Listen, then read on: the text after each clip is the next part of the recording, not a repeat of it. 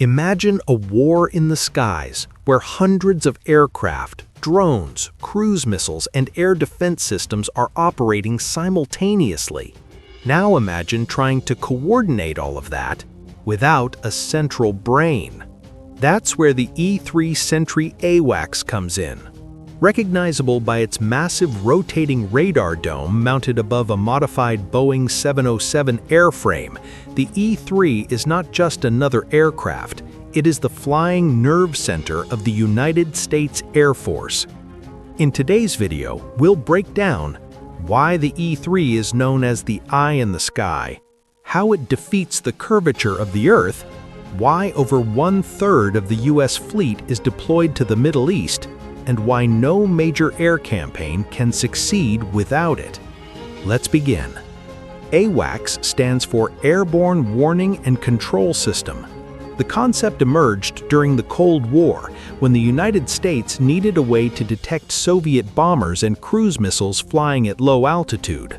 Ground radars had one critical limitation: they cannot see beyond the horizon. Because of the Earth's curvature, an aircraft flying low enough can literally hide behind the planet itself. An enemy jet hugging the terrain could approach undetected until it was dangerously close. The solution? Put the radar in the sky. The E-3 operates at high altitude, often above 30,000 feet. From that vantage point, its radar can look down and detect aircraft flying just meters above the surface. This eliminates the blind spot that ground-based radars suffer from. Instead of being limited by the horizon, the AWACS sees hundreds of kilometers in every direction. In simple terms, if you're flying in the region, the E-3 probably knows. The most iconic feature of the E-3 Sentry is its 9-meter rotating radar dome, known as the rotodome. This massive disc rotates continuously, scanning 360 degrees around the aircraft. Its detection range exceeds 400 kilometers for airborne targets. That means it can track fighter jets, bombers, cruise missiles, tankers, UAVs, even maritime surface targets. And it doesn't just detect them, it tracks them simultaneously. Dozens, sometimes hundreds of objects at once. Here's where things get even more impressive.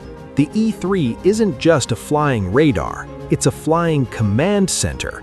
Inside the aircraft, mission crews sit at consoles monitoring the entire battle space in real time.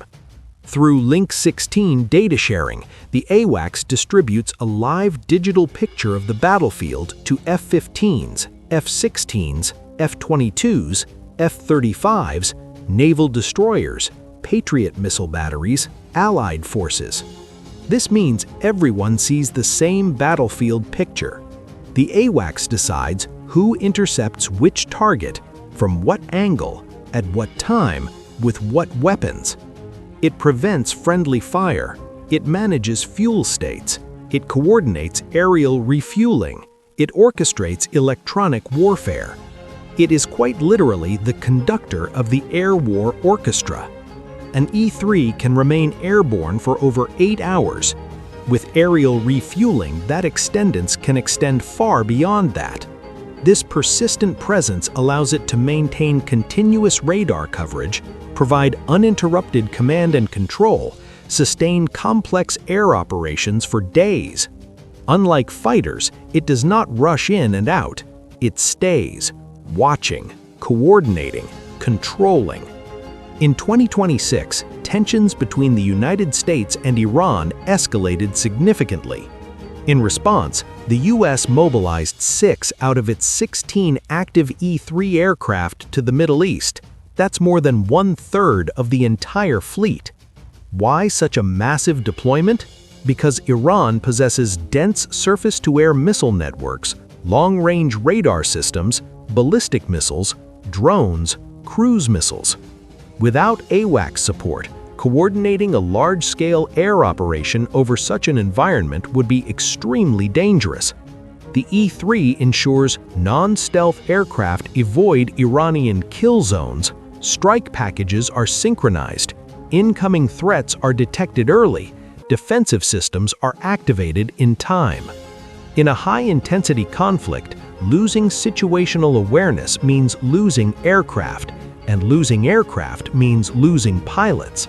The E-3 prevents that. Modern warfare is not just about stealth fighters, it's about networks. Even the most advanced stealth aircraft rely on information dominance.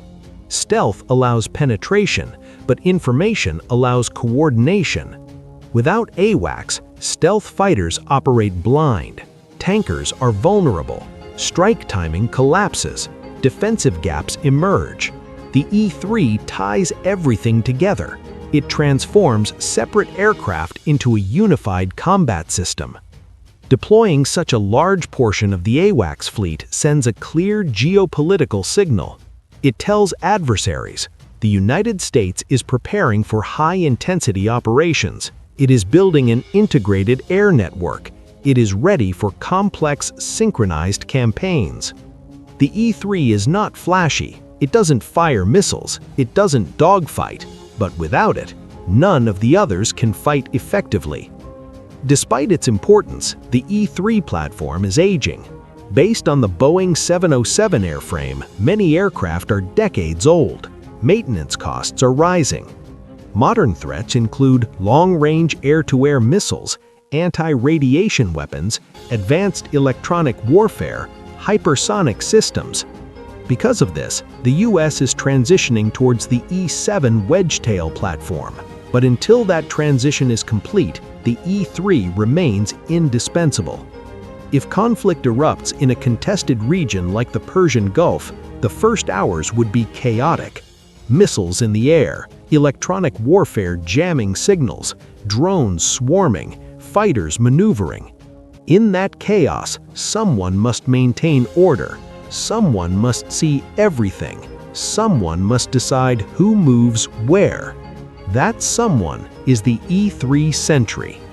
The E-3 AWACS may not dominate headlines like stealth fighters or hypersonic missiles, but it dominates something far more important: information. And in modern warfare, information is power. The reason over 1/3 of America's AWACS fleet is deployed to the Middle East is simple, because without the eye in the sky, there is no coordinated air war, only chaos. If you enjoyed this deep dive into the E-3 Sentry and want more strategic military analysis like this, make sure to like this video, subscribe to the channel, turn on notifications. This is Military Power TV.